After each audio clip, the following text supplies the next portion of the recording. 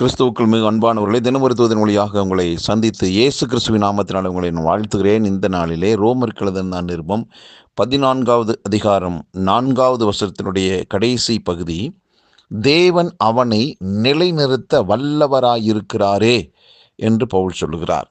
ஒரு எஜமான் அவன்கிட்ட வேலைக்காரன் ஒருத்தர் இருக்கிறான். அவனை குறித்து வெளியில் இருக்கிற ஒருவன் குற்றப்படுத்துறதுக்கு அவனுக்கு எந்த விதமான உரிமையும் கிடையாது. அந்த வேலைக்காரனை நிலைநிறுத்த, சரிபடுத்த, மேன்மைப்படுத்த, எல்லா விதமான உயர்வுக்குள்ளாக நடத்த, சரி செய்ய அந்த எஜமானுக்கு தான் அதிகாரம் இருக்குது, உரிமை இருக்கிறது.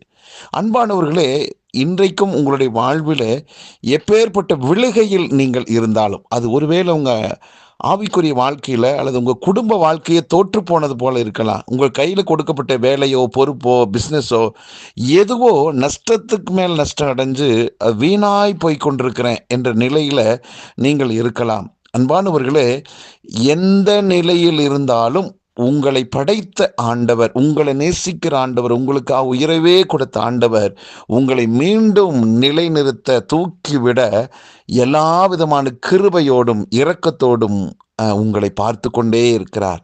ஆகவே உலகத்தை நீங்கள் பார்க்காதீர்கள், உலகத்தை படைத்தவரை பாருங்கள். உன்னதமான அந்த தெய்வத்தை, இயேசு கிறிஸ்துவை நோக்கி பாருங்கள். நிச்சயமாக மீண்டுமாக நீங்கள் நிலைநிறுத்தப்படுவீர்கள். உலகம் உங்களை ஏசும், உங்களை பேசும், கேவலமாகத்தான் நடத்தும். மனிதர்களை நம்பாதீர்கள். உங்களை நேசிக்கிற, உயிரையே கொடுத்த அந்த இயேசு மீது நம்பிக்கை வைத்து, நான் விழுந்தாலும் எழுந்திருப்பேன் என்று சொல்லி நீங்கள் விசுவாசத்தோடு அவர் முகத்தை நோக்கி பாருங்கள், காத்திருங்கள். விரைவில் உங்களுடைய வாழ்க்கையில மாற்றம் வரும். விரைவில் உங்கள் வாழ்க்கையில் ஒரு முன்னேற்றத்தை கொடுக்க அவரால் ஆகும். கலங்காதீர்கள். கர்த்தர் மேல நம்பிக்கை வைத்து காத்திருங்கள். நல்ல பிதாவே, இந்த நல்ல நாளுக்காக நன்றி. இயேசு கிறிஸ்துவின் நாமத்தில் அதை கேட்டுக்கொண்டிருக்கிற ஒவ்வொருவரையும் வாழ்த்துகிறேன். ஆண்டவரே, யார் எந்த நிலையில ஆண்டவர் தோற்று போயிருந்தாலும், விழுந்து கிடந்த அனுபவத்தில் இருந்தாலும் அவர்களை நீங்க தூக்கிவிட வல்லவராய், ஆதி நிலைக்கு மீண்டும் ஆண்டவரை நிலைநிறுத்த, பலப்படுத்த போதுமானவராக இருக்கிறீர். கரிசனை உள்ளவராக இருக்கிறீர். உம்முடைய கரத்துல ஒப்பு கொடுத்துட்டோம்ப்பா. அப்படிப்பட்ட பாதிப்புக்குள்ளான நபர்களுக்கு இந்த வார்த்தையின் மூலமாக மீண்டும் கட்டி நீர் எழுப்ப போற தயவுக்காக நன்றி.